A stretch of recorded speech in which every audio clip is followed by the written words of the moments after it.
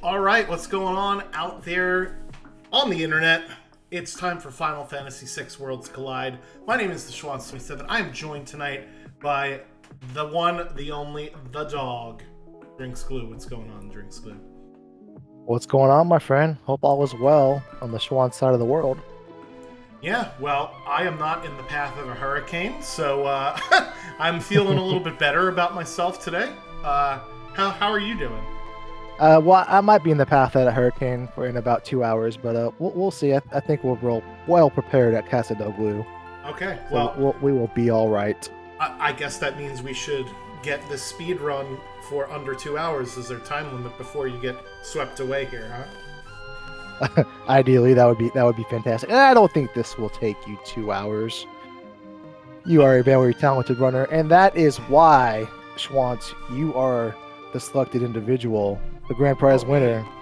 Well, I won Be the something. I never win anything. Yeah, yeah, you are the one that we are going to listen to in this special showcase. We're kind of calling this Moogle's first race. We're not really sure what this is, but this is just supposed to be more an informational stream, something like a VOD review, but with some live action going on. So, with that, why are we talking about these Schwants? Why is Schwantz running? Well, ladies and gentlemen, if you're not familiar with the Schwantz's game, it is very robust. He has a deep palette of video game knowledge. He has played through multiple iterations of Call of Duty. As you can see on the screen now, his resume. He Yeah, is I've familiar I've with had Super my Mario YouTube World. channel for a very well. I think I started way back in like '08, '09. Like it's been a very long time since I did YouTube. Yeah, Haven't done it as much recently, obviously, but yes, back in the day, I was a FPS player at heart. and, So and I would say if you've never seen Swanch's YouTube channel, it is the opposite of family friendly. Keep that in mind. yeah. But Anyway, again, you see his experience. He's a Final Fantasy VI Worlds Collide veteran. He's not a very bad graphic artist or stream producer either. He has graduated from the School of Hard Knocks and the Streets University. He holds a doctorate from the Streets University, and one of Swan's greatest PhD. accomplishment. Yep, and one of Schwantz's career awards is he has spent more seasons in Elixir during Ultra Sleep than anybody else in history. So, Oh my god. Well, I appreciate you typing up this resume, this CV for me. It is pretty. The award section is very very funny. Um, Hopefully, I will not be spending any more seasons in Elixir, and I stay in Mega Elixir. But who knows? I think you will be joining me in season 7. Is that right? that is correct, most likely. I may, ask to go back so I can try to break that record. Um, that, I don't know. that's a pretty I don't know. impressive one to have. Yeah, I don't know if that banner is hanging up in the rafters of my house or anything like that. You know. It's hanging somewhere, but nevertheless. So we're again, as we mentioned, we're going to do something a little different. On the right side of your screen, you were seeing my not live playthrough of the Moogle Rumble, just so we have something to compare Schwantz's run to. What we are going to do, Schwantz is going to play live, and we are going to talk about what Schwantz does, why he does it, why is it such a great idea, and anything he ever does ever. And just This kind is a of real time critique of how bad this will go for me. So and, I'm glad you've done the first part of the compliment sandwich with that resume. Let's see how bad the rest of this is gonna go. yeah, we'll see if that resume speaks to the performance. Some of these people these days, they put anything on their resume just to get the job, and then when they get the job, we see through how awful they are. But I have a suspicion that you're going to be the opposite here, that you're going to put on an amazing performance. I hope so. And again, what we're doing is you will see a recording previously done of myself on the right of the Moogle Rumble, which is just a Moogle Cup flag set. And on the left, Schwantz is running it live. We are going to talk about what he's doing it, We're gonna why do he's it doing live. it. Is it good? Is it bad? Probably bad. And not to spoil too much, there are some interesting dilemmas the seed presented, and I think it'd be a good point of view for just about anyone, just to kind of experience if they're willing to learn, wanting to learn Worlds Collide, or just up again a little bit to get this type of insight from the Schwantz is invaluable information in my book. Yeah, so if somebody was newer, Glue, and they wanted to, have maybe a live be rating session, as it were, or maybe just a VOD review, how would one go about doing that? Well, we have a plethora of options in our community. We have a mentor program and VOD review program. The links to those are pinned in the beginner house, in which you can get a live mentoring session, kind of like what we're doing now. Right. But we don't really have a mentee. We have 2 mentors, and then trying something different again. But you can get a live mentor-mentee session with a seasoned Worlds Collide player, or you can get a BOD review. A BOD review is where you submit a run, and then a BOD reviewer, when they have time, what they do is they sit down, they watch that run, they critique it positively. They tell you what you could have done better. They tell you some mistakes you made, some things you may not be aware of. Just trying to give you some feedback so you can achieve your goal. And your goal probably is to get better at Worlds Collide, to get faster, and just to give you some tips to shave off some time. Last but not least, we do have a new player tournament that is ongoing. Well, not ongoing. It will be ongoing when we get enough signups, called the Moogle Cup, in which, let me type the... I think it's... I'm not even that percent sure this is the correct Moogle Cup. Yep. Yeah, there it is. There we go. You can sign up for the Moogle Cup, which is kind of like an expanded community-wide version of the mentor program, where we pit 16 Moogles along with 16 mentors against each other. They play through a little mini tournament, and they get some season. They learn the ropes. You learn the ins and outs of Worlds Collide as you play through, and hopefully you have fun along the way.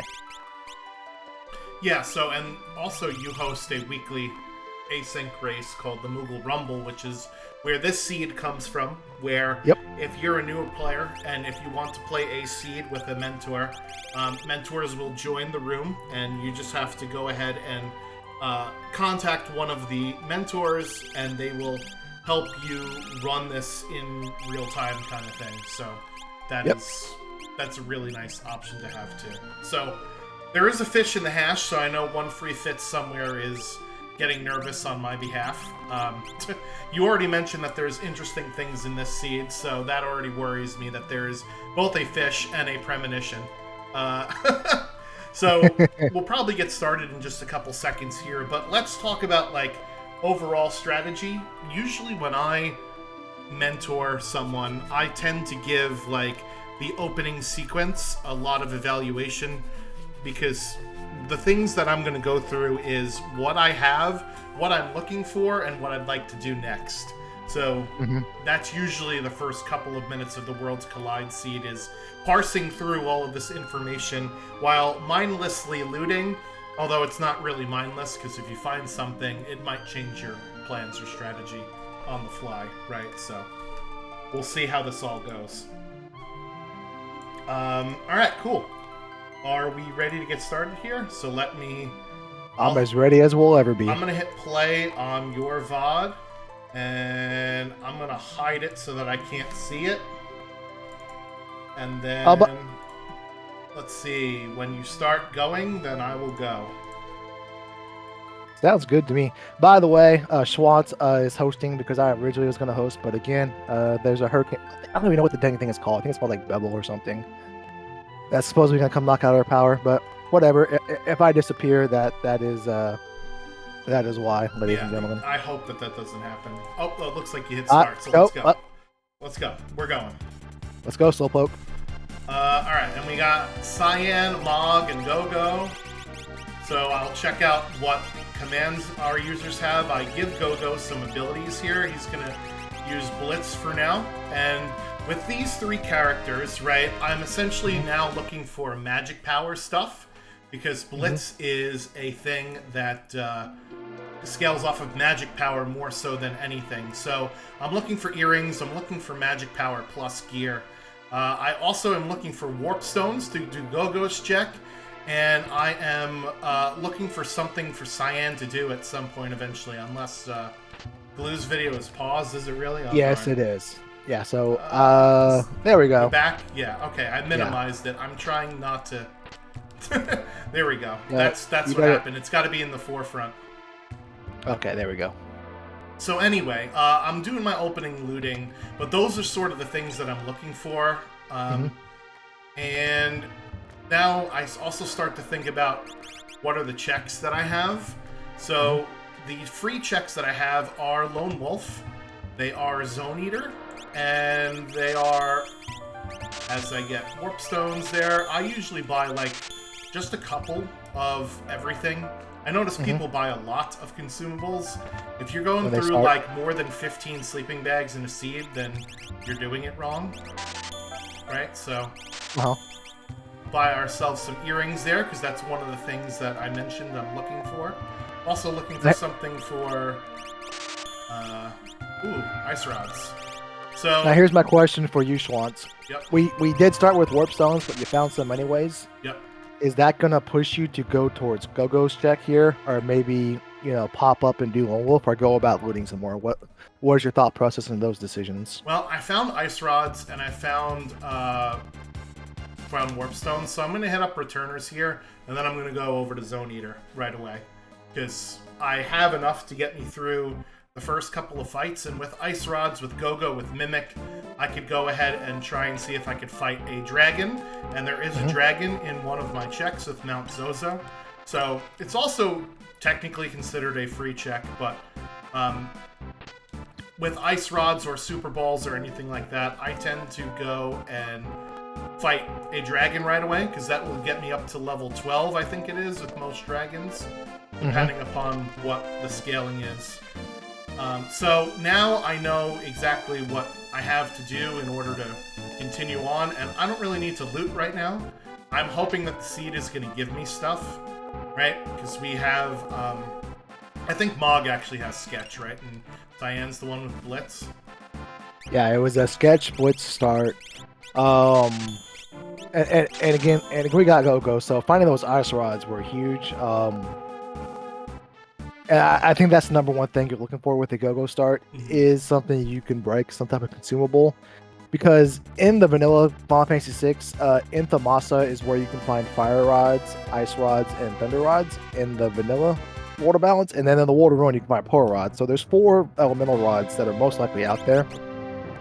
Depending on how high the percentage is for shop shuffled. So in an ultra setting, for example, that means 80% of the time, all 4 of those rods are out there, and they're somewhere just to be found, right? So if you kind of hit 5 or 6 shops, statistically, you're likely to come across one of them. And then that's just kind of what you're looking for with Gogo. In the Moogle flags, we do have Super Balls turned on, and then Super Balls can be found in World Ruins End, so they exist in one shop. Possibly more, they can also possibly be taken away, but you never know. So you just kind of check a few item shops to help you strike gold. And then if you strike gold, you have defense piercing damage that can one-shot most things you will fight at this level. If not, you just mimic it, and then you just mimic it until you get through. Alright. No, green guy, no. Stay away, get away. Yes! Alright, so what I did right there is called a menu buffer glitch. If you hit the menu when you're switching from one platform to the other, the Chancellor guy NPC continues for a couple of frames afterwards, and sometimes it's a couple of frames in the correct direction, and sometimes it's a couple frames in the wrong direction. So I got lucky where he kept going off to the right and allowed me to sort of sneak on by. So that's something that you can do if you notice that the Chancellor guy is like right up next to you, is you quick hit that X button, and it depends on, sometimes it works and sometimes it doesn't work. So we'll see what's the end of Gogo's check here, and then I'm going immediately to Mount Zozo to use those ice rods. And oh, okay. Oh, that's nice. I am not unhappy with that. Not unhappy at all. Well, Probably unhappy with yeah, that. I'm unhappy. But I'm unhappy when I checked the menu and saw that nobody could use it. that's all right. It's it's there for somebody later. Yeah. So now my goal. So we talked about what do I want, what do I need, and how do I get there. So I'm getting levels by killing a dragon with rods. And now I know I need a character that can use that Illumina. So that's the next thing I'm looking for, really. I have my earrings for my magic power gear. I'd like to find Boots and Horn and Lance for Mog at some point, because he's got Sketch, which is pretty terrible. But essentially, I'm going to have him... How much money do I have? Okay. Just enough. Because there are times when you don't have enough money, and you got to take a grind fight to get enough money. Anyway, so the things I'm looking for now are Boots and Horn and Lance for Mog, because he could naturally equip most of that stuff. And then a user for that Illumina.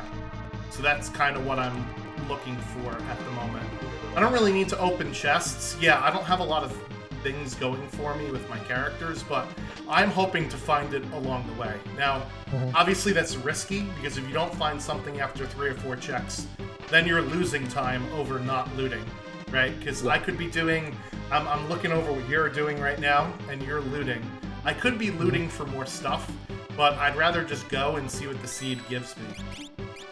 So let's look at our magic power. So Mog is our highest magic power. We're going to give him the earrings because we want him to be the one throwing the rods. We're throwing the first rod anyway. Now, here's my question for you. You're taking a dragon at level 3. Yep. What are the chances you end up regretting with this? If it's Ice Dragon, okay, this might be regrettable. No, this don't worry. fine. I find Ice Dragon later with some ice rods. Don't you worry about that. But this is pretty fortuitous that I have the Ice Dragon here for you, I would say. Yeah. So, dragons that not really scaled very high is usually not a big deal.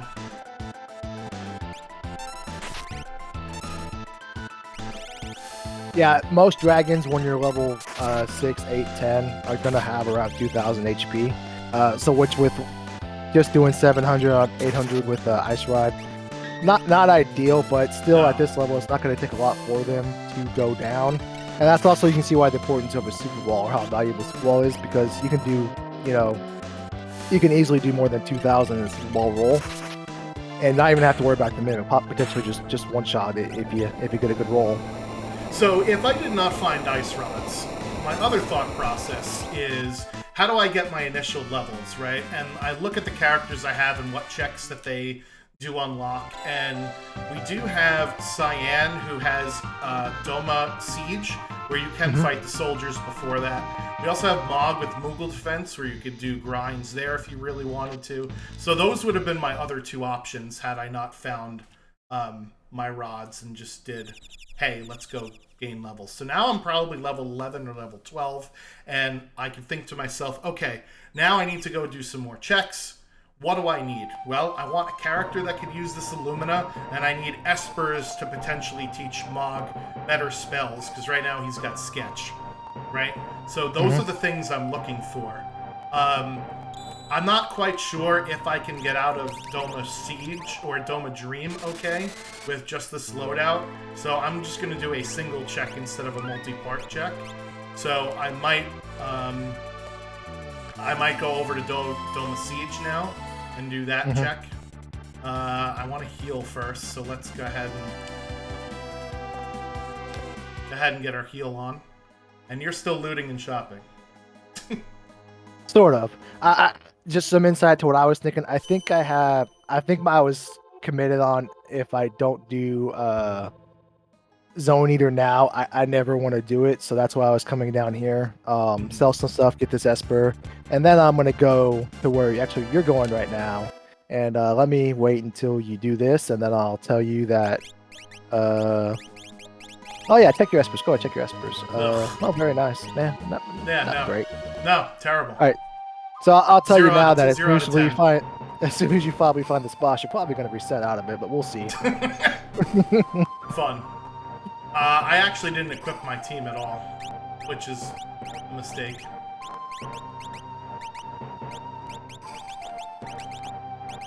Alright. And... oh, God.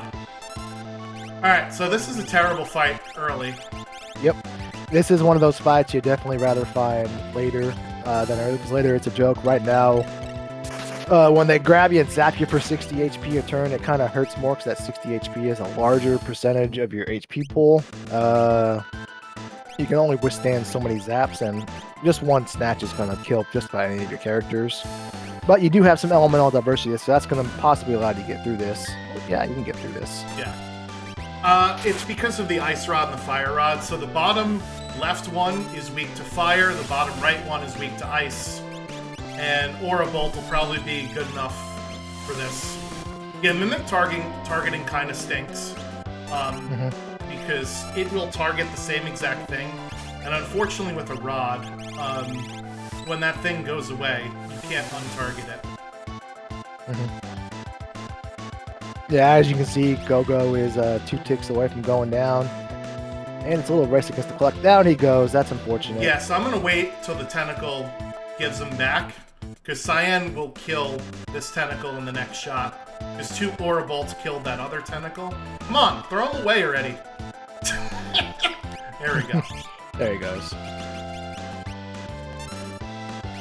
Alright, hopefully this should do it. This should do it anyway. Yeah, that's fantastic navigation of this early fight. Far better than what I'm about to display.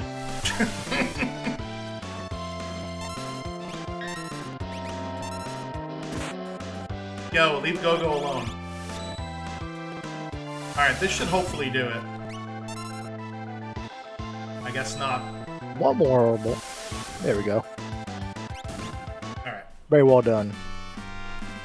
Alright, so we got quite a bit of weight under our belt now with all these levels, this dragon. Okay, so I just noticed that Mog learned Cure 3. So that tells me he has natural magic, because that definitely wasn't on the Esper I gave him. So we'll see what happens here. We got another Esper with Ragnarok. I still don't have a spell for Mog to use. Let's see what's on Ragnarok. It is also trash. So with this, I think what I'm going to do now is I'm going to go do Mog's checks. We'll go do that loop, and then we'll come back to Dream later. Like I said, I don't know if I can make it through 2 bosses in Dream, and I don't really want to get stuck. That would be really, really bad. And now, when you coming back up here, are you possibly getting some more ice rods for your stash? I didn't think about it, but sure, why not? The thing is, right, what do I need? I need a character that could use this Illumina. So I'm not really thinking about anything else other than that. Yeah, I do think you're still early enough in that phase where ice rodding through stuff is going to get you through a lot of stuff. And then just a matter of, do you have enough to keep going before you find something else? Yeah. Well, ice rods, unlike super balls, rods will continue to scale with you throughout the entire game because it's based off of your magic power, whereas super balls will deal a random amount of damage. And as bosses get higher and higher health pools, there's nothing at Umaro's Cave, so we'll file that away later. As they get higher and higher health pools, the super balls are probably useless around level 15 or so, which is where my team is at right now. So... Now, you said there was nothing at Umaro's Cave. How did you know that, and how are you going to use that information later? So there was no character that came out of the little hole when we were walking up here. So as you're doing like this downtime stuff, you should also be peeking checks if you can, or jotting down some information. Alright, so that's not a character there. We'll see what this is up here. Also not a character. We can get this secondary item if it's good enough. I'm hoping that it's an easy choice, and this item that Lone Wolf has is trash, and I can just do the ghost. So let's see. I don't need an offering right now, but that's definitely something I could file away with, which is really, really nice. Definitely. Alright, so my character is either at Moogle Defense or in Cyan's Dream, right? I've exhausted all of my other options at this point. So, again, what do I want? I want to get levels so I can learn Bum Rush, and then I want to have another character to use this Illumina. And here's Ultima. Very nice. So we're going to put that on Mog for now. But I am actually... yeah, let's do this. So Cyan knows Blitz, and I would like to give him more levels so that we could learn Bum Rush easily. But even with your character not being a part of this fight, they could easily catch up on those levels at some point, right? Once we take on the next boss, because you get more XP with more characters, espers, and dragons you kill. And in the Moogle Cup flag set, the experience multiplier is at 2.5, whereas just for a point of reference in Ultras League, that's 2. So you will gain just more experience overall just by default of that multiplier if you just kind of do everything the same thing you would as you would in a Ultras League Seed. What I take with that piece of information, like in an Ultras League Seed, I'm more inclined to maybe do a grind fight, like Kefka grind fight at the Moogle defense spot or at the Kefka Nash spot, just so I can end up, north of 40 comfortably. are around 40 at comfortably. You don't have to do that because you kind of end up there anyways. And there's really not much difference if you're 40 or 42 or 42 to 44. It's gonna die here. If you're doing, oh no. But there's not much difference between 1 or 2, but there is a difference between getting the 36 to 40. So what I just mean by that is you don't have to do any really more grinding in this. You just let the bosses give you all the experience you need, save for when you're starting out. Well, that sucks, because Mog would have been halfway to learning Ultima. Mm-hmm. But that's alright. Ooh, Fenrir. You going straight into Moogle defense, or are you saving? No, I have to revive Mog and save. And since Moogle defense is a check that you could actually peek, if this is not a character, then I'm not going to do it. There's no... Remember, what do I need? I need a character that can use that Illumina, and I need better spells for Mog, right? Mm-hmm. And a character that can use that Illumina is way more helpful right now than a good spell for Mog. Alright, so that has Ice 3 on it. Quality Esper right there. Oh yeah.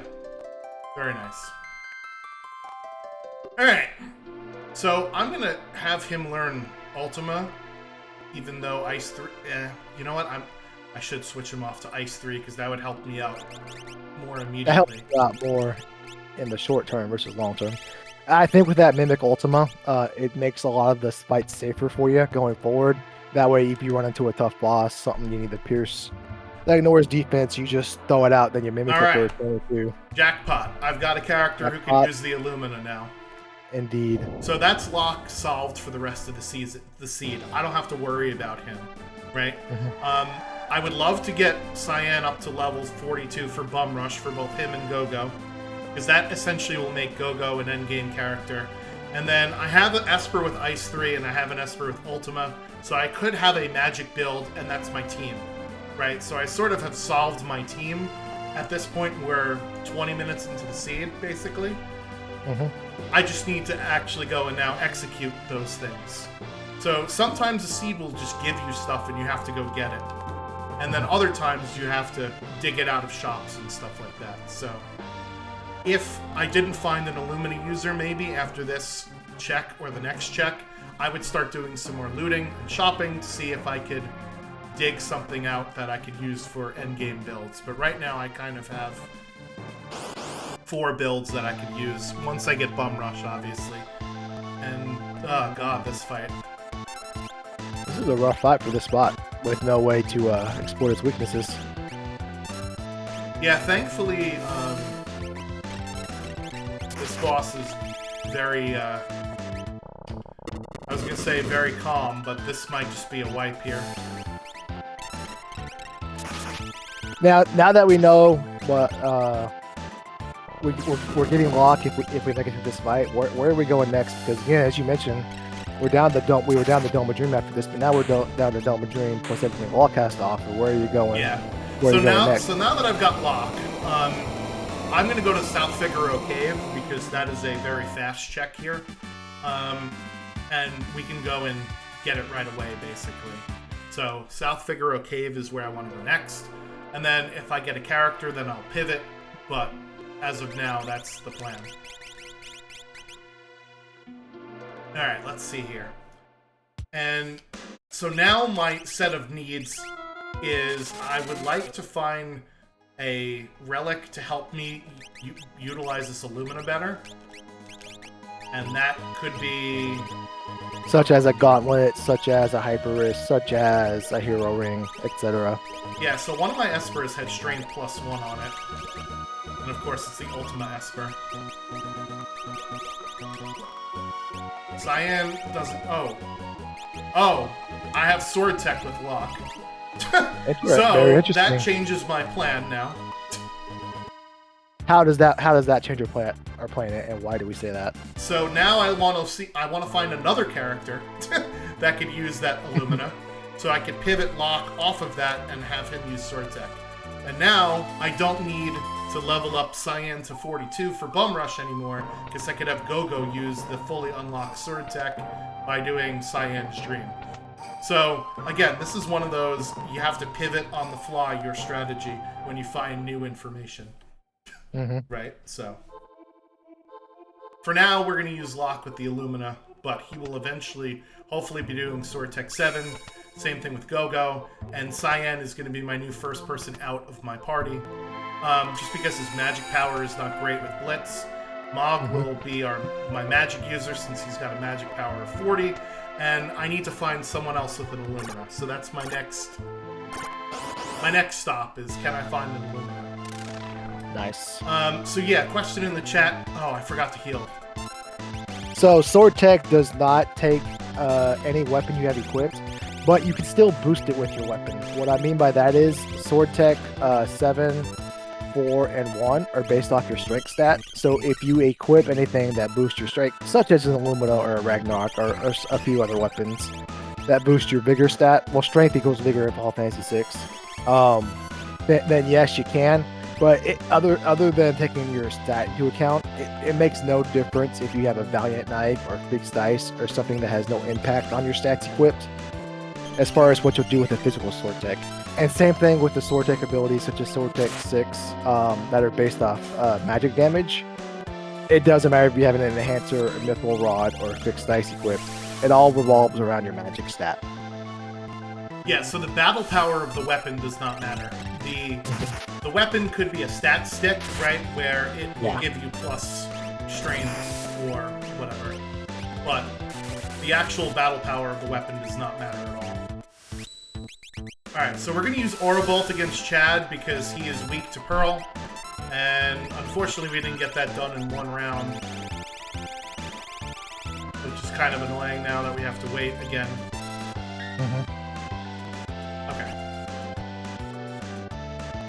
So yeah, the weapon with Sword Tech doesn't matter, so that's why I'd like to pivot Locke off of the Illumina and give it to somebody else, because that's another build as well.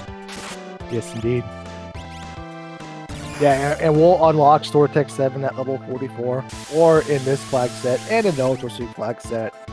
We do have a objective where you unlock all 8 Sword Tech abilities if you complete this check, which is all 3 parts of Doma Dream. Swans makes it through there very fortunately. Cyan was about to see ya, and then Locke obviously hanging on strong for the party there.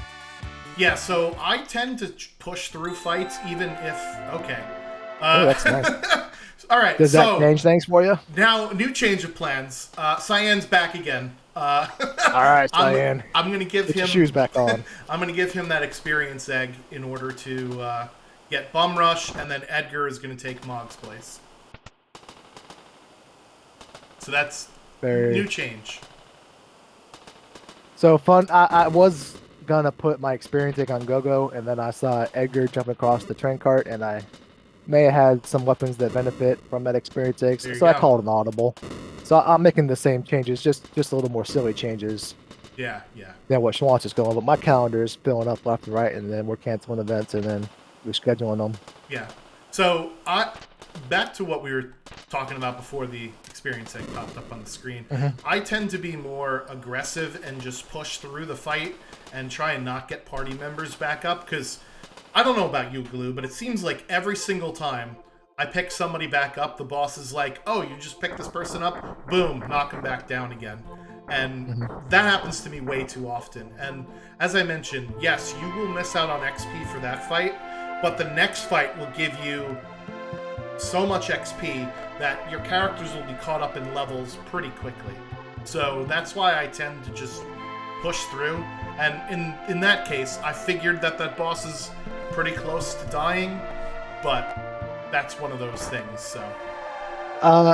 Question from the chat for you. That's a great question. Yeah, if you didn't have Dream to unlock all of your Sword Techs, would you prioritize your Blitz or Sword Tech character for the experience egg? I like Bum Rush because it's super duper powerful, so I would rather have Bum Rush than Sword Tech 7, but Sword Tech is also great, and I wouldn't find fault with you doing either or. I wanted to make one point about that chat fight, and that I think we got 11,000 experience for that fight, and you mentioned how, you know what, I'm not going to pick up my characters, I'm just going to push through, rather than hoping my Mog and my Go-Go get the full experience for this fight. I want to touch back on that in about 30 minutes. And I want to highlight a point Okay. about that point later on, and I'm going to ask you to do something, if I remember, of course.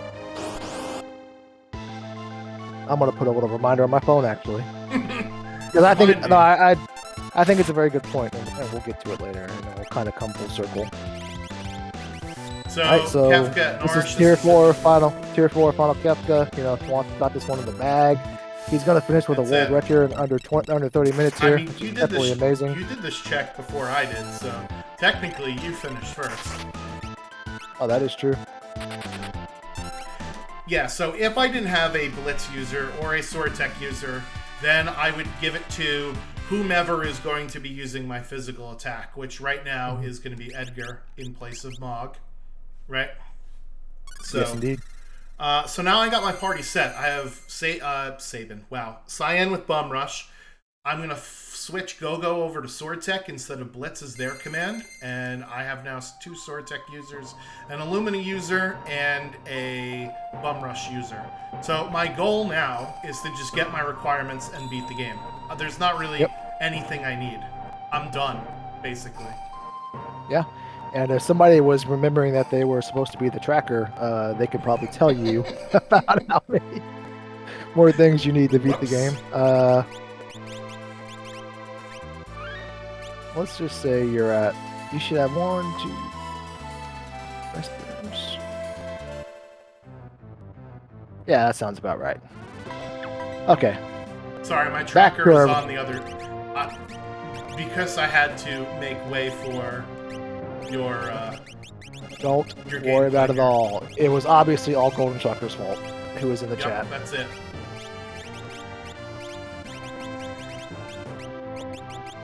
All right, so I think I know where you're going next. We have Edgar, we have Locke. We need 2 more characters, so on your side of the screen, there cannot be a character at one of Locke's checks. That's Kefka, that is the weapon shop and World War 1 Narsh. But that does leave 1, 2, 3, 4, 5 other spots they can be. So we got 5 other spots to kind of fiddle around and find character number 5. And just find some espers along the way, hopefully. Where are you going now? You getting that esper from the weapon shop? Yeah, we're going to get this here.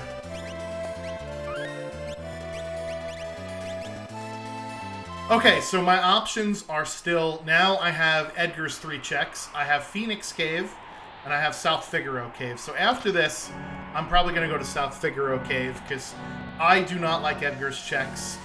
But I also don't really have a choice, because my other option is Phoenix Cave, right? So... Well, okay. Oh, well. Wow. Very well, nice. All right.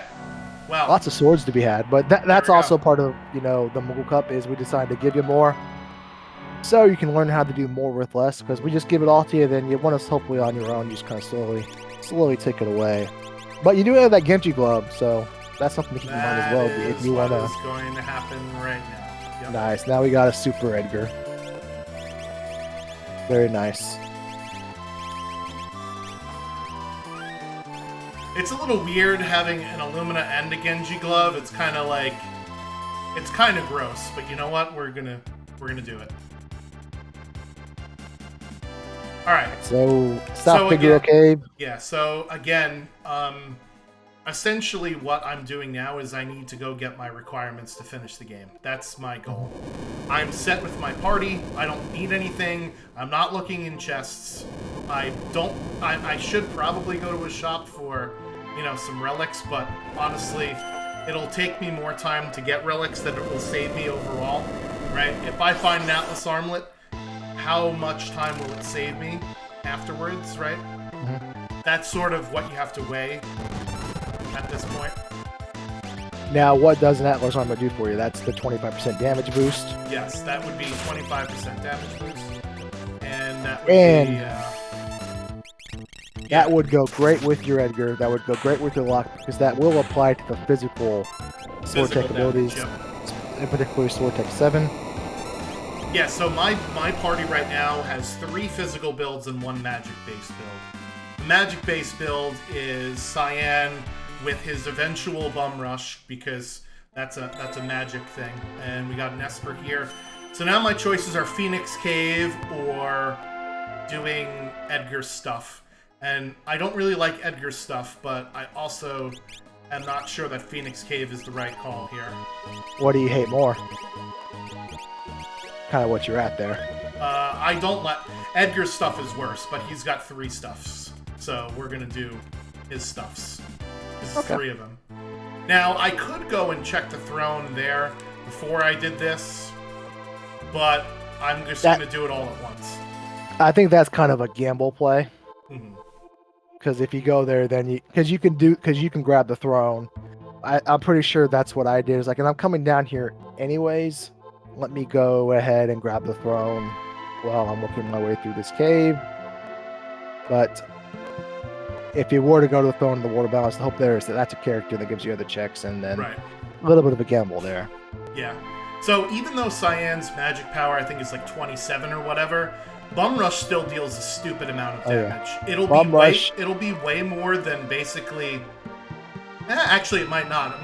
He still might be the weakest character on my party because Sword Tech 7 is so good, and now that I have a Genji glove with 2 big swords, that might break damage cap as well. But if it was, say, if I had Mog still in my party casting Ice 3, right?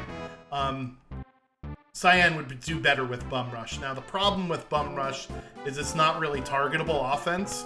So what I'm doing with him as well is I'm also teaching him Ice 3 and Ultima and other spells like that so that he can use them if I run into a situation where there's a multi-target boss, or for final Kefka, because I'm already thinking about the end of the game, right?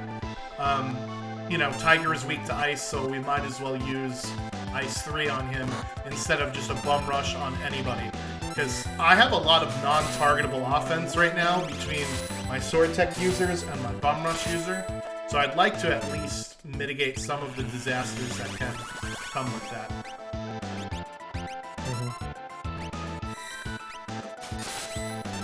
Yeah, Bum Rush, even though Bum Rush doesn't really care, because Bum Rush in the vanilla game can be used by Cyan, and it's really broken when you grab it, like you're level 35 or whatever, you go up there, you know it's there because you're doing multiple playthroughs, you grab it, and it does 6k damage right off the bat with your pathetic magic stack save it, so it doesn't really matter. It's just in Worlds Collide you're more likely to come across better options, and you kind of get in the habit of which is faster for me. Well, Bum Rush is great, it's not necessarily faster. Yeah. Alright, so this... Yeah, this is a pile of HP, this boss here. And I did the wrong thing with Go-Go. But whatever, doesn't matter. So, you notice that even though I have Sword Tech 7, right now it's not doing a heck of a lot of damage, right? Cyan with Aurabolt did 1200, and Go-Go with Sword Tech 7 did about 2100. So... it'll be decent now, but it'll be really, really good later on. Alright, so that's Palador. So since I know that I'm going to be going all the way through with this check, I'm going to go to Kolingen first, and then get the thing on the throne afterwards. Because I'm not going to put a different character in my party, even if I find someone with throw, right? Because then I have to go look around for stuff to throw. So there's no point in me checking the throne now, because I'm not going to nope out of doing the Ancient Castle check if I find somebody up there. So we're just going to do it, begrudgingly. And you're pretty hard set here for your final party. You come across a Magitech Celeste, or doesn't matter. You could basically do Build-A-Bear for a character, and you wouldn't switch it out for anybody. Correct. No? Yeah, my team's done, because now I don't have to think about it, which is half the fun here. The only thing I have to think about is magic to learn, and so we're going to stop here and see what this Esper is looking for. Garbage, garbage, garbage, garbage, garbage. Save before every check, and only menu when you save. Those are my 2 favorite things to tell people. Are you taking this dragon here? Oh yeah, yes. Oh yeah. Yes. I'm taking the dragon to learn the spells. I don't really care about the drop that it gives me, although I haven't found... I don't even know what my characters are wearing, right? So... I know what one of them's wearing, and it's the best stuff in the game. Yeah, the Ragnarok... But the other ones don't. The other ones don't matter. Yeah. So keep in mind, in the back of your mind, do you think skip is a realm of possibility? Because again, for Moogle Cup flags, a little different than Ultras League, what most people are probably familiar with. You need 2 out of the 3 possible skip conditions, which are 22 checks, 9 characters, or 12 espers. In the back of your mind, do you think you're gonna end up with skip at all? No. And why is that? Because I don't think I'm going to... As soon as I get my 6th character, I'm just looking for espers. And as soon as I get my 9th esper, I'm just going to be looking for characters. Did I use all my ice rods? I did. That's a little unfortunate. A little bit of lumber, no big deal. Oh, God. Zozo's not going to get the XP again. Alright, red dragon down for Schwantz. Yep. I'm getting my revenge on some guy right here. I don't know if I can see or not. Yeah. I think just a little recap on what's going on. Okay. Well, that will go to Go-Go. Yes, thank you. Go-Go never gets the experience egg, and Go-Go should get the experience every once in a while. I'm just saying. Yeah, because Go-Go has the weakest stats out of anybody in our party, right? So levels is going to help Go-Go out way more than anybody else. Okay, so we went 3 for 3 with espers, or 2 for 3 with espers here. So I think the only thing I have left is Phoenix Cave. Yeah. You did South Figaro Cave, right? I did South Figaro Cave, so let's see. Where's my tracker? Yeah, so Phoenix Cave is the only thing I got. So we're going there next. Nice. And so here's like, do I do the dragon in Phoenix Cave, right? Because, ugh. I don't really need to. Well, you don't need to. I don't need to, but the faster I get to, the faster I get to 42, the better off I'm going to be. So. And again, at level 42 is in Worlds Collide is when you can unlock Bum Rush, unless there's a flag turned on called Bum Rush last false. That means at any point in the game you can go up to Duncan's cabin and get Bum Rush. Yep. But if that flag is true, you have to be level 42. Yeah. So specifically in the Phantom Forest flags for the new event, you don't have to be level 40, whatever it is, to go get the. The Bum Rush. Yeah, so, you just need a Blitz user. Right, you just need a Blitz user. So one of the things that you can do is you can go right away to Duncan's cabin and learn Bum Rush in the Phantom Forest flag set if you have your Blitz user. So that's a really cool, helpful tip for people for the upcoming, set of flags here.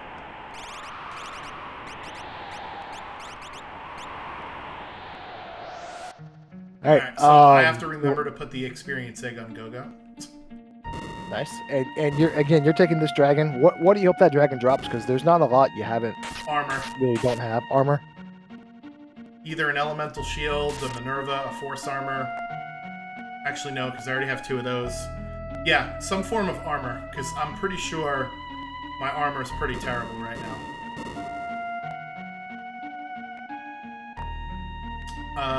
That would be the only thing I think that would really help me. I don't need another experience egg. I think you could always use at least 5. Let me ask you this. This isn't more seed related. It's just racing in general. Let me ask you question number 1. Okay. When you play, do you look at your timer and kind of let that kind of guide how you were doing, how you were feeling, how you think the seed is going? Sometimes, yeah, because I know. Well, my tracker is not visible to me right now because I have your gameplay up on the other screen for the purposes of the stream.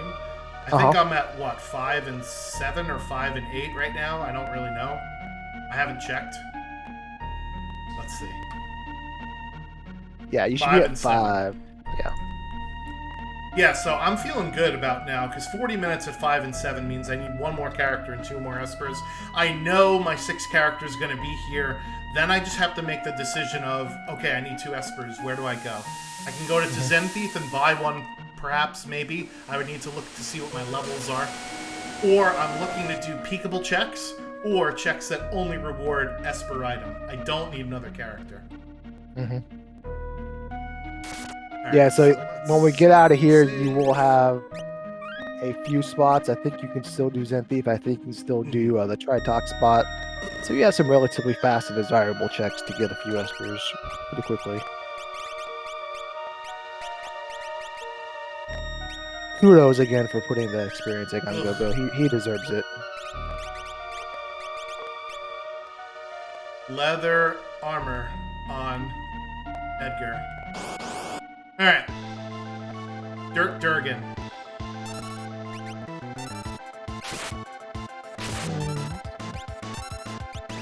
I have to change Go-Go to use Sword Tech in his menu as well.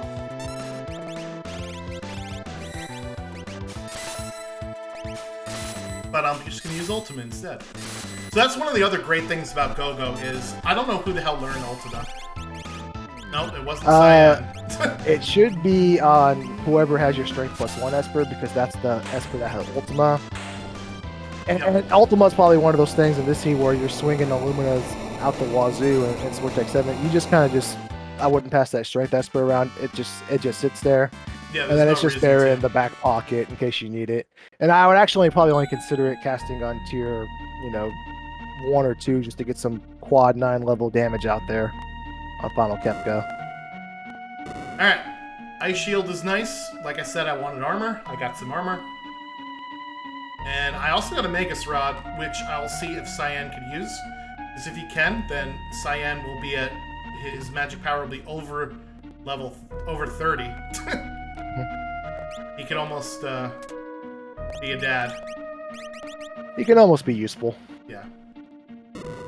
Like I said... What character are you hoping to see here? Setzer. What character are you not hoping to see here? Very fast Esper checks. Umaro. Okay, Sabin's fine too. Actually, Umaro probably would have been fine. Well no, Umaro's was Umaro, gonna be... yeah. Umaro's impossible, right? We would have had to re-roll the seed. So actually, in this situation, I think Sabin's like one of the characters you don't want to see because of the fact that he has 5 checks. Well, I take that back. We don't need a character anymore. So actually, I have no opinion on the matter. Sabin has 3 peekable checks. This one here, which I'm going to do. He's got Phantom Train, and he's got Imperial Camp. So let's see what's here. I'm also going to check the price of the Zen Thief. Because if it's cheap enough, then I might just do this check anyway. That's not a character. And that's cheap, but I'm poor.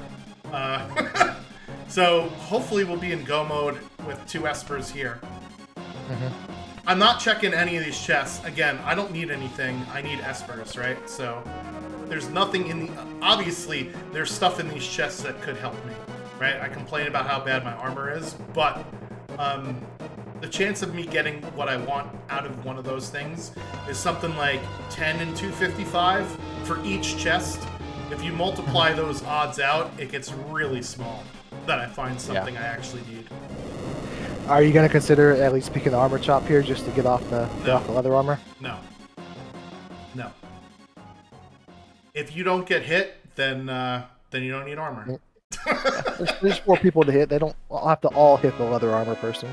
Well, I am notoriously like armor doesn't really matter, right? It doesn't until the final boss. Then it starts to matter. All right, so that's a dead check. Yeah, so Meteor doesn't actually do that much more damage when you don't have armor. It does around 1500 no matter what. Let's just sell a bunch of garbage here, because I need to get whatever this is here. Alright, there's one Esper. Now, I want you to do something for me.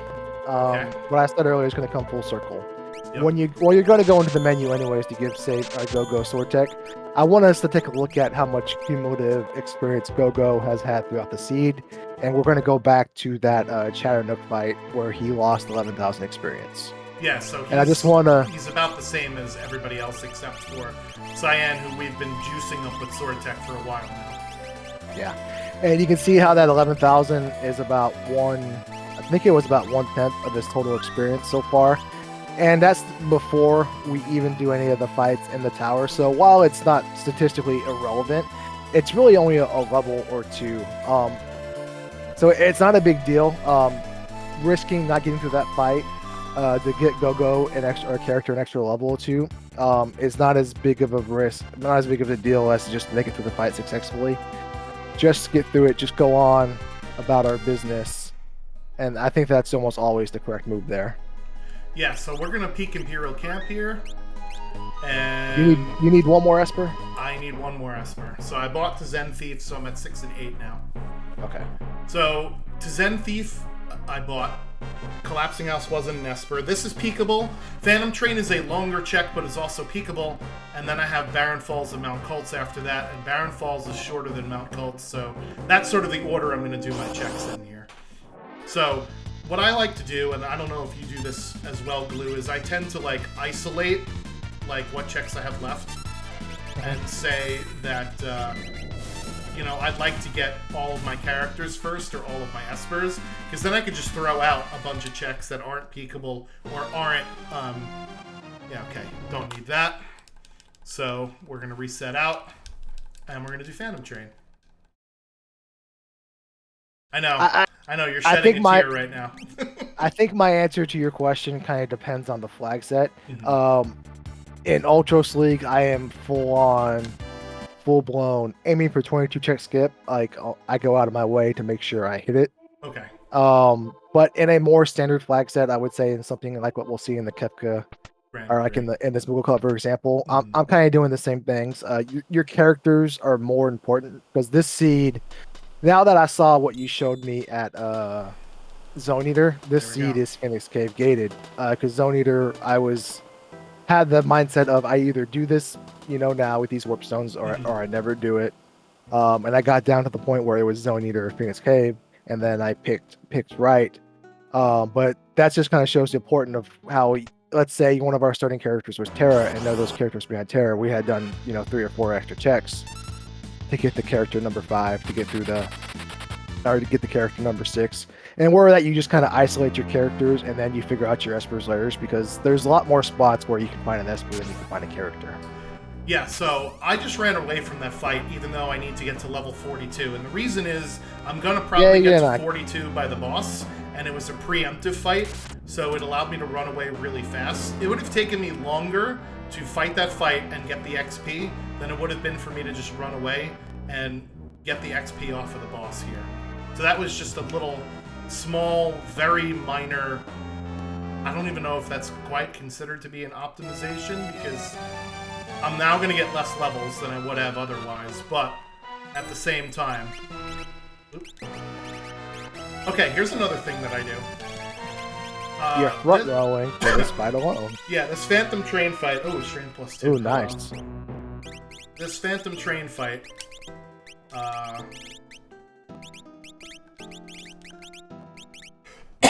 Excuse me. This Phantom Train fight is always a back attack, so I always change up the rows of my characters here. Very nice. Let's go ahead and get this boss kill, go get Bum Rush, and head into the tower. So in Kefka's tower, what I try and do is I try and divide my party so that they could deal with a disaster. And what do I mean by a disaster? Magi Master, Doomgaze, a statue boss, right? Those are the things that I would consider to be disasters right now. So Sword Tech 7 ignores defense. So I could put Lock by themselves and Go-Go by themselves and they'd be okay. And then Cyan's gonna have Bum Rush, which also ignores defense. So Cyan can be cool by himself. And then I will attach Edgar to one of those parties. And I'll probably do it to the Cyan party or maybe the Go-Go party if I'm not feeling Go-Go's potential for damage here. We'll see how much damage the Sword Tech 7 does compared to Lock. So that's me thinking about the final boss, because I've already got my my stuff wrapped up here. So he's doing 800 a swing, which is not great. So I might put Edgar with Go-Go instead of Edgar with Cyan. I'm just waiting to see. Now, what are some of the bosses we faced so far, and kind of in the back of your mind of what can still be out there? Because you mentioned Magi Master. We still have Doomgaze. We still have all 3 statues that are in play. Alright, so I completely forgot that Larry can be instant death, so I should have done Sword Tech 8 way sooner than this, but hey, fight over. Done. Yeah, so any of the statue bosses, I don't think we've fought yet, right? Nope. Magi Master. What else would be a problem? Inferno would be a problem. Inferno would be 43. Alright, so we're at level 43. Now, do I have enough earrings to give to the people that need them? Okay. Okay. Yes, I do. Nice. So I'm not going to go back and buy more, even though I could. We're going to get Bum Rush, and then we're going to go into Kefka's Tower. I have my plan for where I'm going to divide my people up. Go-Go and Edgar will be together, and then Cyan with Bum Rush will be together with some scrub on the bench, and then Locke will be with my other scrub. Oh, look at you in the auction house. Very That's nice. fun. You really scraping the bottom of the barrel here for this Esper. I really don't like when you ever see EP comes up on your screen because it always looks like it's Experience Egg, and it's just the worst feeling in the world. I really needed the third or fourth Experience Egg here. No, you don't need one. Hey, there it is. There it is. Alright, so this cutscene takes about 50 seconds, so you have to think to yourself, am I going to make up 50 seconds in the course of this run by having Bum Rush? And I usually think I do, but that is totally up to you if you say, well, there's no way that having Bum Rush is going to make up 50 seconds for me.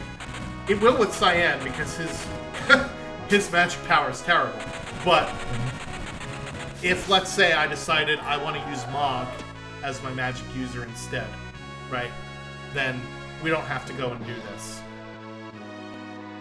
Yeah, I think Bum Rush is like a perfect third or fourth ability. It allows you to just lane a tower, or a lane in Kefka's Tower without having to think about it at all. You just slap your Bum Rush guy, even if he's doing 5,000-6,000 damage, it doesn't matter. It's going to always do 5,000-6,000 damage.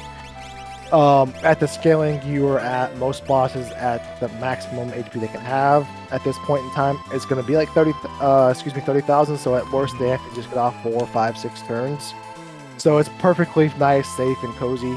Nothing fancy. You can cherry pick other offense, but it's perfectly fine for a third or fourth ability. All right. So I think we got dual tower entries here. Oh, yeah. Wow. See, I was feeling pretty good about this run, because I didn't do any looting or shopping whatsoever, basically. I was like, I'm going to go as soon as I possibly can. So you definitely made up time for me in execution, I think, throughout the course of this run, because you are getting into Kefka's Tower at the same time I am, essentially. I think I have an Atma weapon. No aluminum, but Atma weapon instead, and I'm just Genji gloving it. So I don't have a way to break. I didn't put the sword tech lock in. Oh, okay. I don't remember why. I think I found him just later, and I was like, yeah, whatever. I'm not having any problem. Let me not just worry about it. And I didn't want to take my experience out of Go-Go. Go-Go deserved it. I didn't want to take it away from him again. So Go-Go deserves some love. He is highly disrespected in this community. So is Yamaro, but that's another story for another day. Yeah, for Go-Go, we're not going to argue about Amaro here, but for Go-Go, if I find a Blitz user with an Experience Egg, or if I find a Sword Tech with a Cyan, or if I find a Throw user, then I'm more likely to keep Go-Go around than not. If I don't have one of those situations, then I probably won't keep Go-Go around. Yeah, even at its worst, like even if you have like an Ice 3 user that's doing, minimal, 3,000-4,000 damage a turn, you can always slap Go-Go at that party if he's your fourth character. And it always does like, 2/3 of that. So it's like you can almost view it as an extra 3 pairs of earrings on a character. He can always just boost somebody, support somebody. He's the Mr. Mime of Worlds Collide. Literally and figuratively. Yeah, so here's an interesting thing. I still have that experience egg on Go-Go. What I usually do is I usually rotate my experience egg off of my characters when I'm in Kefka's Tower to give them relics that will help them kill fights faster. I also forgot to put Go-Go back with Bum Rush. Although maybe Sword Tech 7 is probably better for them. No, Bum Rush is probably the right call. I also don't think you have. I think you just have earrings, so and they're Right. a limited pool of them. So there's really nothing you can put. So you might as well keep the experience egg on them here. Yeah, so that's basically what I was going to say before I got sidetracked is I might as well keep the experience egg on because I don't have a relic that will give Go-Go anything better to do than what they're doing now. But yeah, I think what I'm going to do is I'm going to give Go-Go Bum Rush instead of Sword Tech, whatever. Or I could do both, because you can do that. Yeah. Why not? Great. Hey, I'm all for thinking outside the box, and I love to see it. The other thing I could do is, so this was a discussion that I think that came up recently in our Discord, is I could actually use Go-Go as an Ultima caster and refill their MP with Sword Tech 5. Now, I don't know if, does Edgar know Ultima? No, he definitely doesn't. Edgar hasn't been sitting on your strength esper, so that's going to be lock. Yeah, so unfortunately I can't do that with my party right now, but Later on in the future, it's an idea. getting low on sleeping bags. So remember when I chastised people about buying too many sleeping bags? Whoops. Alright. So that's Atma down, and we're going to keep going. Now, I do not like to set my Espers up for Final Kefka until after I beat my statues. I think we have Fenrir. I haven't really been paying attention to what other Espers we have. We might have Siren. It's either Siren or Stray. You have Palador. I have Palador, which will be good to jump over Fallen 1 on Tier 4. If you so desire, but I think you may be in the range where you do enough damage to bypass it, because you have an elemental sword too in your back pocket. Just get rid of there. Yeah, I tend to keep the elemental shields for Goner instead of the first turn. The problem with Sword Tech is the enemy ATB will still fill up when you're charging Sword Tech, so I never ever know. Like when his Fallen 1 might come out after 3 of my characters take their turn instead of 4. So my timing could get all screwed up in Final Kefka. So yeah, if you click it perfectly, Fallen 1 is going to come out somewhere between you. If you have Sword Tech 7 at the bottom and he acts first, you're at best going to get, character 4 is never going to act. Fallen 1 is going to come up before that. You hopefully can get character 3 to act. Right. If you're quick about it, but there's just no way to get character 4 to act. Yeah, so if anybody else has questions in the chat, feel free to throw them on out there. This seed, I thought the opening was relatively straightforward and easy for me, and I stopped looting very, very early, which is kind of unusual. I will only do that when I'm like, oh, here's a path forward. Let's go see what the seed gives me. And sometimes it does give you stuff, and sometimes it doesn't. And in this seed, I got lucky, and it did give me stuff. So...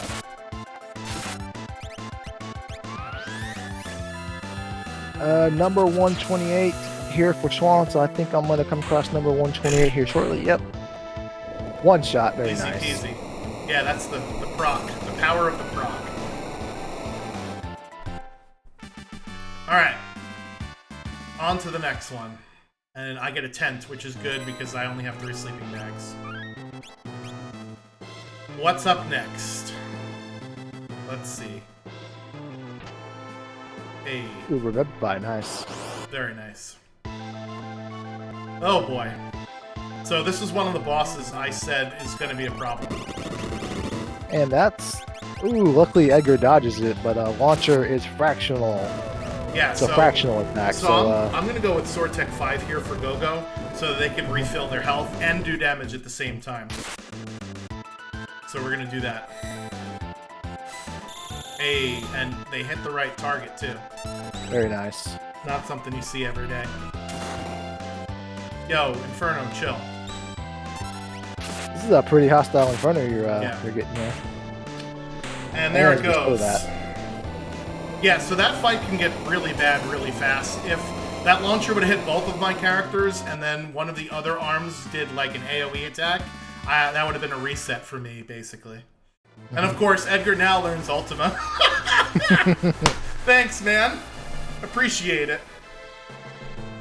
Another thing about the Inferno fight, and this applies for the Stooges as well, is there is an attack called Delta Hit that doesn't go off an ATB. There's basically an invisible timer, and when that timer ticks to 30, Delta Hit will come out. If all 3 pieces of the boss are put together and alive, and then obviously Delta Hit comes out, it stones a party member, and then that timer resets and then it starts going again.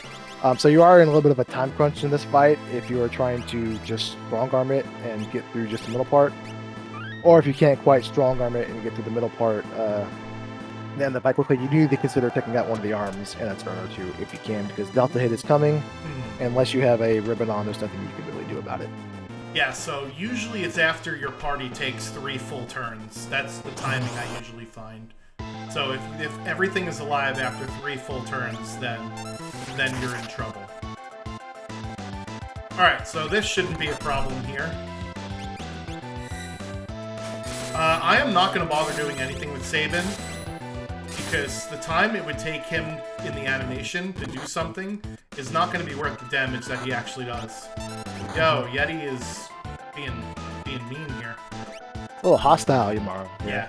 So when I looked at my Esper menu, I noticed I had Unicorn, I noticed I had Fenrir, and I think I have Palador. So those are the 3 Espers, I think, that I'm going to use for Final Kefka. Unicorn is to get rid of Train if I ever come in contact with it. Palador will be to jump over Fallen One, and Fenrir is obviously for Tier 3 of Final Kefka. I'm worried about Magic, because I don't have Mute, I don't think. I do have Instant Death with Sword Tech 8, so I'm not worried about that. I'm just worried about Magic with Mute. Unless somebody learned it. I don't think that anybody did, though. I don't think I came across it on any Espers, but I do have Siren, so I don't know where I may have got Siren that you didn't get it. Oh, you did? Okay. Maybe I have Siren, I don't know. Maybe you do. Because I think you got Golem out of the auction house, right? Golem out of the auction house, yeah. Did you get it out of Barren Falls, maybe? Barren Falls was Gal. Okay. So I might have Siren too, let's see. You might. Let's find out. Oops, I'm trying to click the tracker on the screen you're sharing. Alright, there we go. Okay. Do you have it? No, I don't. I think it must have been a Tritalk. Oh, that is true. I did do Tritalk and you did not. Yep. Okay. So, Glue's Final Kefka is going to be a lot easier than mine is. So, even though I have a slight lead now, that is probably going to change in Kefka. Oh boy. Oh, I have Bum Rush. This is fine. Yeah, Bomb Rush is fantastic for this fight. That is not fantastic for this fight. Okay. Ooh, did you dodge it? That's great. Oh no. Oh no, do you need the blitz input? Left, up, right, down, left. My circles.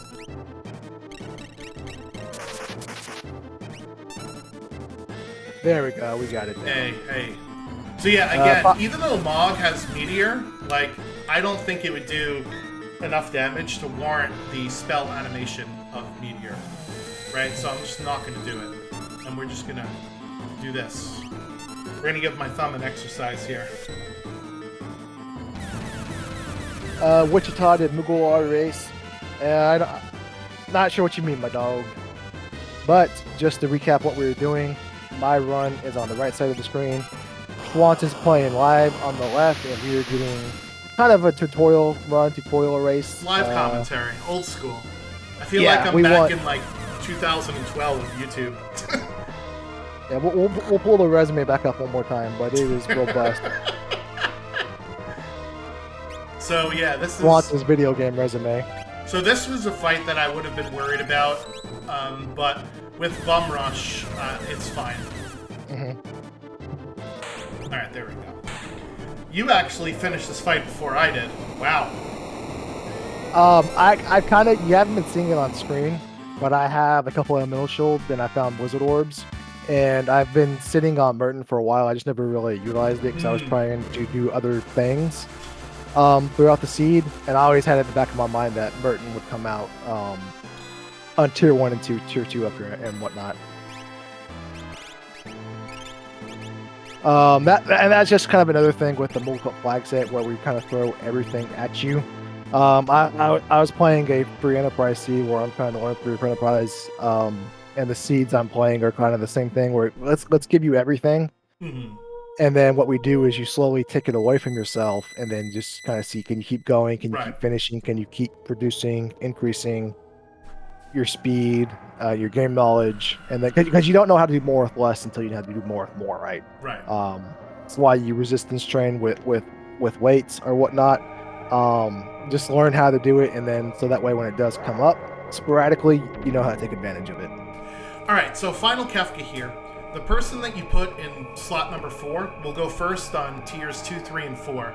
So usually I do an instant death person or a mute person or somebody that can deal with tier 3 right away. In my case, I'm going to do Gogo because Gogo can do basically everything except Gogo doesn't have the magic command. I forgot about that. Oh no. Whatever. We're gonna. Yeah, that's probably a mistake there, but that's okay. We're gonna go ahead and get rid of this long arm right away here. Nice. Sword Tech 8. It can in theory miss, but I think the odds of it missing are 1 in 255 or 254. Alright, so it's almost statistically relevant. I'm gonna queue up Bum Rush with Cyan. If he does hit the face, then I'm gonna use Mimic, because Mimic will actually mimic the target as well as the spell. So now that he hit the right part, we're gonna do Mimic, and that Bum Rush is gonna hit the face. And nice. We're gonna Should keep kill going. it. Yeah.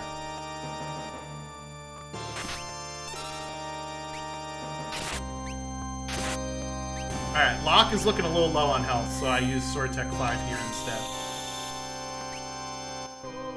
What is your Bum Rush again? Yeah, go ahead. What is your healing situation like? Because Mog learned that Cure 3 naturally, you said, but we took him out. Yeah, I've got nothing. I've got Sword Tech 5, I've got Mantra, and I have Ice Shields on everybody, so if worst comes to worst, I throw Ice 3 on myself and then use Mantra to heal. Alright, let me ask you another question. There is one thing that you can do to utilize the counterattack for that guy, and then something you're about to face up here. What is that thing? I'm not quite sure, So multi-summon is on. Oh! So we can pop off Fenrir. Oh, Not just on tier 3, but here as well. So keep that in mind as you come up here and try to catch me. Yeah, I don't think that's going to happen. I think this is where I lose this race, if I didn't already, because of the fact that I have to deal with magic. And, oh my god, I don't have any... Okay. Well, there's my one remedy. So this is what happens when you don't loot and shop, is you're doing less with less. Yeah, I do find that when, like, especially with Mog starts, in this one I went up there, sometimes you go up there and you get real... I found it does me more harm than good. Like, say you get real, risque, and you do Kefka and Arsh, and it's like Daddy Luma, and it's an easy fight you can get through with just like Herbal or whatever, and then you almost kind of like feel the need, like, hey, I'm doing this, I need to not, I don't need to take a step back and loot, I just want to keep going, I just want to keep pushing the envelope. And then you do find that you kind of run into a spot where you run out of sleeping bags, you don't have Revivifies like you're used to, you don't have a remedy like to get rid of an imp or something when you make it somewhere. Mm-hmm. Like now.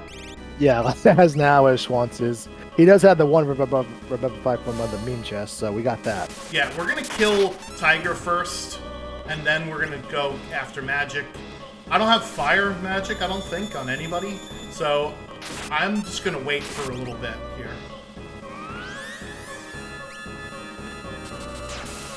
Yeah, so the only way to unfreeze your characters is with a fire spell. Mm-hmm.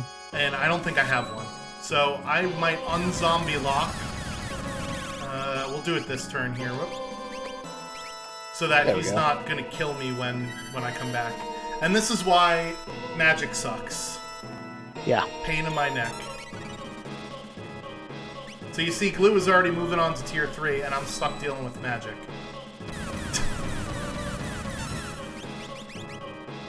So this is also part of its bad luck as well. I'm wondering, do I kill Locke and just bring him back? Because I have life. That is an option, but I think the timer has gone on so far enough. You're better off just winning it out. Well, now maybe that decision's made for you, thanks to thanks to Magic yet again.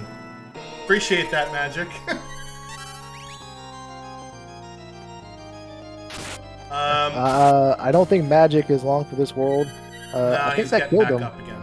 Oh, life 3. That's why. Yeah, this is Magic at his finest. Life is... Oh, I do have Merton. So I could have used Merton, but I'm pretty sure that would have killed Edgar. Okay. And decision made for you yet again. Yep. That is also... I am not bothering on healing at the moment, just because I'm not really afraid of anything yet. When Magic dies, then I will be... Edgar is going to kill Magic on this turn here. Yeah. I will say to keep in mind for newer runners is that you don't want to ever kill Magic last. The reason for that is everything about the final Kefka fight. Why are you being such a pain in my neck? And these tears are to make you get mad, like what Schwantz is experiencing right now. It's all just to troll you and to twiddle off your characters. Yeah. And then with the quarter coming out, he has a chance to quarter. He has a chance to quarter you, and then right when you go up to the next tier, you have a 1 in 3 chance of beating a Merton. And then that's just really dangerous if you don't have elemental nullification to eat that quarter on a handful of characters and to go immediately straight up and then to walk into a Merton. It's just no bueno, so that's why you don't want to do Magic last. You always want to do hit last, because you know what's coming no matter what. You always know it's 10 hits, and then you know how you can prepare for it, if you can survive it, if you need to heal. It's always consistently the same. Whereas Magic can totally nullify weaken your party. Yeah. So hit is really only dangerous with 10 hits. So that's why I wasn't worried about my team being at very low health. I am worried about their armor now. Oh boy. Oh no. Oh my god. Oh no, stop it. Let's talk about this. Oh man. Alright. The leather armor prevails. Well, the Ragnarok and the Illumina, the two of them, have really high evade, so I figured, hey, we're going to block mostly everything, and that's what you saw in the last two. So, if Merton comes out on the opener, so Sleep has a chance to cast either W-Wind or Merton or nothing on odd turns, and then he'll cast Condemned or Battle on even turns. So Edgar's going to die here. So everybody say goodbye to Edgar. But the rest of our team is fine. Yeah. And as you can see, as Swan's detailed, everything about the fight, from the Quake counter, from the head, to columnist, it's just designed to pick off characters, to make it a gauntlet, if you will, to beat the game. And it's just really hard, and it takes a lot of know-how to do it with just 4 characters like you see a lot of Bolt Squad runners consistently do. Alright, so now that Girl is dead, I want to get Edgar's health up a little bit before I have him cast, or have Locke cast Fenrir, because I don't want Edgar to fall back over and then his Fenrir is gone, right? So we're going to use Mantra there a little bit, and now we're going to go ahead and start attacking again. And why did we cast Fenrir there? What's coming again? Yeah, so when Sleep, when he dies, he can cast up to 2 instances of Calmness. So I'm just preparing myself for that. What I'm doing now is I'm waiting for Sleep to give me an indication that he's got 10,000 or less HP. And that will happen if he casts Meteo or Train. So I'm basically waiting for that to happen. And what I'm going to do is, since Cyan and Gogo are both doing quad 9s with Bum Rush, you see I'm not taking my turn on purpose with Cyan, because I want him to take his turn as soon as I get the indicator. I still haven't gotten it, that he's in the Meteo phase range. And he just went right past it anyway.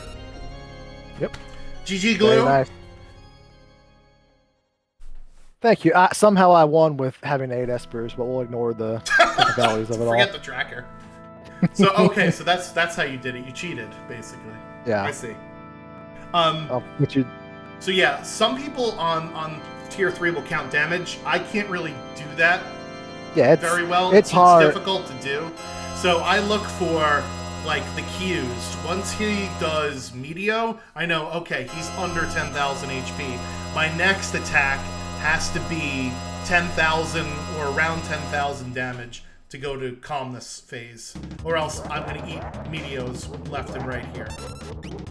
Yeah, it's really hard too because if Merton comes out in the first turn, that's an extra 1,500-ish damage a lot of people forget about. And if you fine print it, it's just can add a little bit of a difficult layer. So it's a really nuanced, something you really got to pay attention to if you can. Hey, we're going to use Palador to jump over Fallen One. Very nice. Because I don't have healing, as you mentioned. Right, so we're going to do that. Are you worried you did it too soon? Oh, No. nice with the Quadra Slice. No.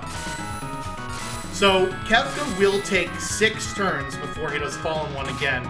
So he just did Havoc Wing, which tells me that he is under 30,000 HP, because he'll counter with Havoc Wing under 30,000. Locke unfortunately just bit it, and now we're just going to go ahead and use our shields. Nice. Edgar doesn't have a shield. Are you, even with your non-magic users, you're going to crack them anyways? Why not? Well, I guess Cyan is a magic user because he's doing Blitz the entire time. Yeah. And then one more Bum Rush from Go-Go. So I didn't make it for Goner. So unfortunately, now we're going to see an ad from Glue and some other seed because I let the time run out. So now what I have to do is I have to figure out how to get my party back to a state where if I take an Ultima counter, I'm not going to die.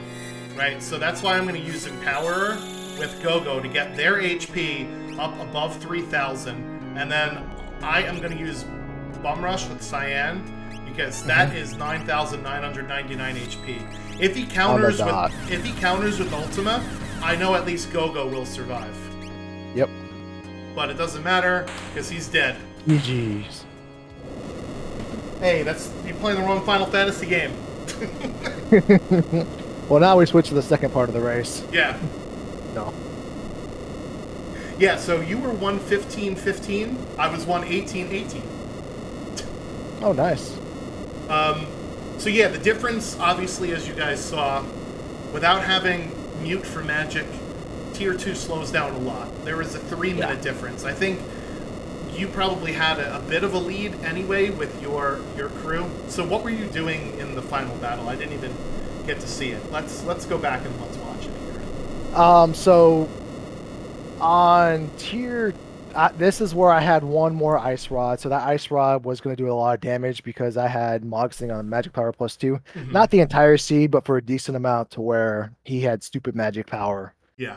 Plus we had access to Merton, which I didn't really utilize until I didn't want to utilize until this part of the game. Okay. So he breaks this Ice Rod after he Sirens. That's a buttload of damage. With the idea of getting Tiger Face down. Second, after this instant death attack takes care of tools. And then I think I have Go-Go Mimic. Actually, I don't even think I bother with Go-Go Mimicking it. I just let Edgar swing his Ragnarok Atma weapon. Right. So I knew where that the offering. Illumina? I didn't do Zone Eater, so I didn't have the Illumina. Oh. I never went for the offering because I had a Genji glove from somewhere else.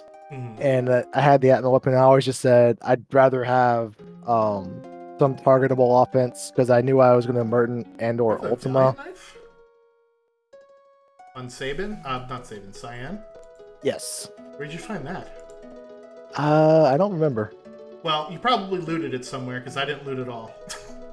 Let me pull up my I want tracker. to say 29 chests. 29. Okay. That's probably the lowest I've ever done. I've had some ones with 30, but 29 chests. Figaro Throne was Valiant Knife. Did I not go up? Oh, you didn't do Figaro Throne. Wow. Okay. Whoa. I screwed up and didn't do it. Still, even that still probably wouldn't have changed much, right? I still think I would have kept my party the way I had it. I certainly wouldn't have gone back to, Lone Wolf 2 to go get the offering.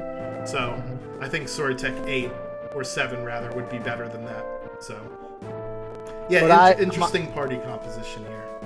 My Cyan is just a stand there Cyan. It's all Edgar doing 15k with his swings. Mog doing ridiculous spells. Gogo mimicking it for ridiculous. Because my Gogo's like level 52 because I gave him the experience egg. Right. And then Cyan stands there and watches. Cyan does one swing for like 9k because he's at 1 HP from falling 1 on the last fight. Yeah, that makes sense. Very cool. Very interesting. So you see there's multiple ways to get through, a seed and Worlds Collide. I wish... I maybe wish I would have done more in the early game to talk about, because that's like one of the things that we tend to focus on, I think, with mentoring is... Because there's so many different options to get through the beginning of the game that, for me, this one was pretty straightforward. It's like, find the cheap ice rods, buy as many as you can, and mimic them. That is all you needed to do, and you're off and running, kind of thing. So, I will say that going back to the beginning of the game, typically one of the things I do is I'm looking for warp stones, because warp stones is the one item you can find in an item shop that can save you literally bundles of time through minutes of time, because you can warp out some of the checks, and then or it gives you access to do those checks you want to do, and then you don't fade those checks and do less desirable checks because you don't have access to a warp stone, or whatnot. But because you start with warp stones, I forget where I was going with this, but because you start with warp stones, I kind of had it headset. I was either going to do Zone Eater right away or never do Zone Eater when I start the party, and then I went up there, found Mog. Didn't really run, not found Mog, did Lone Wolf, the first Esper at Ultima. I was like, I'm not going to have any resistance, so I'm just going to go on about this. Have my way with stuff. If I can't, kill them with what I have, that's not Ultima, I just Ultima. Right. I even had a gold hairpin at some point, but again, I never needed it because you never had to. Right. You just find stuff to get going, and then you make the most of it. Yeah, I found enough that I thought I could get through. The first hurdle is, where am I going to get my levels before my first boss check, right? And what do I need? What does my party have, and what do they need, right? So, we had a Blitz user, so we needed magic stuff, and I found earrings in the first shop I went to, right? So, yeah, you don't have to loot much if you find the things that you need right away. And for me, there was nothing that Mog was going to do, but I was hoping to find something like spell-wise, right? I saw his magic power with 40, and I'm like, if we learn some good spells eventually, then we'll use them. And then obviously getting the other characters that we found made me pivot to different strategies. So that's sort of the mantra anyway. The only thing that really gave me a problem was, one, I ran into those tentacles that I went to Doma Siege before I took the fight. I was like, I'm just going to do the fight here. And I take the fight there, and it's Dobermans, which don't get experience. And I was like, it's whatever. Let's give this boss a fight. Or just give it a crack, and then its tentacles, which you can't beat at level 3. So whatever, it happens. See, as you can see it here. Yeah. Whatever, it happens. You take your 50-second time loss, and then you go do something else, and then you just come back later and smash the tentacles. Right. Well, you recognize that, hey, I can't actually do this. Right, and sometimes it's better to just take the reset than to try and brute force it. I tried to brute force it because I had rods and I knew I could kill 2 of the tentacles, and if I can kill 2 of them, I might be able to get the other 2. Because when you have 4 tentacles and you have 4 chances to get grabbed, then it's just impossible. Right, so. And then my other thing I struggled with was I go up here, I'm like, well, let me do... I almost, walled again, because my second fight here is a Dual Fortis, which is a very dangerous fight. I take this one bomb, luckily only pushing me up to level 4. This guy level 5 dooms me, but I'm level 4, not level 5, by the hair of my teeth. Thankfully, you didn't get level 4 flared. Yeah. And then I go up here and I fight the Ice Dragon with Ice Rods, but I learned Bolt 2 from a Thunder Shield from somewhere, and then I get through it that way. And then the rest of that is history, because we got Ultima online. It only costs 80 MP in the Moogle Cup, which is still a lot. Right. But again, you can mimic it, so. And you know, as we mentioned with Sword Tech 5, you could basically refill yourself of MP too. Yeah. So. And it's still, you know, at this point in time, after I finish Narsh, there's nowhere I can go where I can't get through a fight with 2 Ultimos for the next few minutes. So that's why I went to Doma Dream, 2 fights. Gonna take place in that sweet time frame where Ultima can get through it, and then it was Edgar, and then Edgar could started to come online later on, and then as you saw with the I can't believe I didn't do Atma Sword Tech. Figaro Throne. I even said to myself, "Oh, I usually do it now, but I'm not going to," and I never went back and did it. You know why? Well, it's because I did something I don't usually do, and that's why I missed it. Right. Keep in mind too, only Cyan and somebody else. It probably would have cost you time because you would have maybe think about going to get that offering now, which I almost did, but I was again. I mean, it was fine. When did we find the experience egg? It was before that, wasn't it? One is in the ancient castle, and one's at the that was my second one. Spot. Yeah. Okay, so I didn't have an egg there at all then, because I didn't do Dream by that point either, did I? Oh, no, you found Locke. I did. You found Locke before me. Yeah. Because I went to, I was down to Moogle Defense and or Zone Eater, and I'm like, well, Moogle Defense is peekable, it's Locke. And then South Figaro Cave is not a character, so then it comes down to Phoenix Cave or Zone Eater, and I picked Phoenix Cave, and then, you know, saving.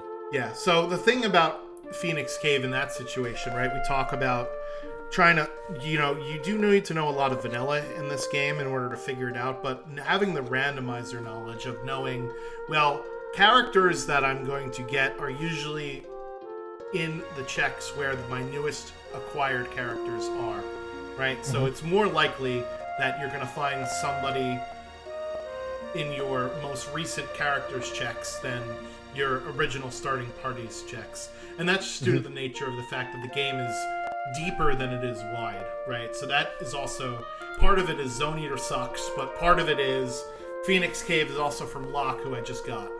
So. Yeah. I think another little part of it too is, like I when I was down to Phoenix Cave or Zone Eater, you can probably hear it in my chat where I say some inappropriate words, because that's like just 2 awful options, especially when like I was sitting on Zone Eater for so long. It's almost like if I go to Zone Eater and it's a Terra, or if it's, you know, it's Zetzer, it's almost like I know I immediately lost the race just because if someone else goes there earlier, there's nothing. Whatever, I danced around all the way through the seed. Somebody else has probably already found it, and they're just looking for their last Esper or what or two. So you were very curious as to see what I was going to find when I went to Zone Eater right away. Well, I went after. Okay. So I knew the entire time it was as you were going as it was Phoenix Cave. Yeah. It was Moogle Defense and then Phoenix Cave gated. Yep. Was the pathway through the seed. But it's also one of those things. Some people call it God routing. That's also one of those things that you go through. Like some people start with Saban, and they just, you know, do their Imperial camp stuff, and they never check Phantom Train while they're over there. And it's one of those things where like you go hop around 27, you know, other spots in the world. But if the progression was sitting right there the entire time, when you were in the neighborhood and you walked past it and flew over it for the next, you know, half hour. It's one of those things where, you know, you missed out on the God route. Yeah. All right. So we have anything else to sort of chat about here? I will say if you want some of this. No, I'm just kidding. Talk about KGP. Yeah, let's talk about it. Yeah, so I'm pretty excited. I was not here with the other 2 Kefka Grand Prix events. That even predated my time, and I've been around since before 1.0. But yeah, so it should be really fun. I'm really interested to see what runners do with some of these different flag sets and some of the strategies that will come out with it. We are going to be doing some more practice races on both the Worlds Collide Twitch chat, our weekly spot on speed gaming, and perhaps our bi-weekly spot on RPG Limit Break. So you'll see some of that. But if you would like to get involved, registration is now open through July 22nd. So we've got about 2 more weeks of registration open. No, 1 more week, right? 2 more weeks. Well, a week and a few days. Today is July. What day is 7th. What year is it? No. It is July 7th. Okay, so you are right. We have 2 more weeks. So we have 2 more weeks of registration before the main 8 weeks of the event, and then the 2 weeks of the bracket part of the event. So yes, indeed. What, I guess, are you looking forward to the most with the event? I like a few aspects about it. I like how it mimics Chocobo Racing with all of the spells. If you never played Chocobo Racing on PlayStation, go on eBay right now, find a copy. It's an amazing game. Or go download that thing that you already probably have anyways to play Worlds Collide. Can't talk about it, but no. You know what we're talking about. Yeah. But it's a fantastic game, and all the spells kind of mimic what you do in Chocobo Racing, whether the slow spell or the Fire 3 or the Fire 1, and how they mimic, red shells, green shells, and their Chocobo Racing equivalents. And then Ultima, which is just to blast everything in the face on your screen. Yeah. It's a blue shell for everybody. But I really like that aspect of it. That sounds fun. The 3 different heats each week that you can you choose who you want to which one you want to participate in with the risk reward factor of it. I really like that, and there's enough for everybody to kind of mix out and spread out the player base. So a lot to like about it from my point of view, and I think it'll be fun for everybody. Yeah, I'm interested to see what chaos will happen when people get enough MP to start casting spells. Yeah. And how that will affect sort of the runnings overall. So it'll be really exciting, and I think having the 3 different cart classes is a good way to separate, some of the skill of the runners, so that you won't be going up against, people that are really, really good all the time. So that's one of the things I think the creators of the event tried to balance for sure. Mm-hmm. Yeah, and the last heat being an 8-person race, which is really anybody's game, especially with all the spells getting thrown into it. Yep. It's just going to be absolute chaos, so you'll love to see it. And then you want to plug your Moogle Rumble and Moogle Cup here real fast before we sign off. Well, I will say that if you enjoyed any of this commentary or insight you experienced tonight, you can experience some of it firsthand in the Moogle Cup signups or ongoing. We will kick off once we reach enough mentors and participants to fully develop Moogle Rumble. Right now, we're about Moogle Cup. We're at the halfway point still. So once we get enough signups, we'll let everybody know that we're kicking off and going. And again, all the relevant links are in the chat for you. You also reminded me I should probably schedule another RPG Limit Break stream. I need to reach out to them and. Sounds good. Yeah, I gotta do the same for speed gaming. So. We're going to try and get more races here on the channels, and hopefully to you lovely viewers at home. Glue, thank you for reaching out and for doing this fun stream with me, sort of explaining our process and trying to, help newer runners acclimate to what it is that we love about Worlds Collide so much, which is it's a new game every time you play it, and there's lots of different ways to play it, which can be overwhelming, but it also makes it really fun, too. It makes it more of a treasure hunt than other randomizers that I played, on my astonishingly long resume that we saw before. So, any other final thoughts? Nope, that is everything. And again, 2 more weeks to sign up for the Kefka Grand Prix. Little different sign up. You just do the dash register command in the KGP Deluxe channel, and it signs you up. No registration fee, limited time only. Yep, and there is no registration fee. Registration fee is waived. So yes, get in. Just for you. Get in when you can fit in. Use promo code Schwantz27 and we will waive your registration fee. There you go. Hashtag sellout. Anyway, thank you, Glue. Really appreciate you doing this with me. This is a lot of fun. Congratulations on your win as well, Glue from the past. And we'll see you all on the next one. Thanks a lot. Peace out. See ya.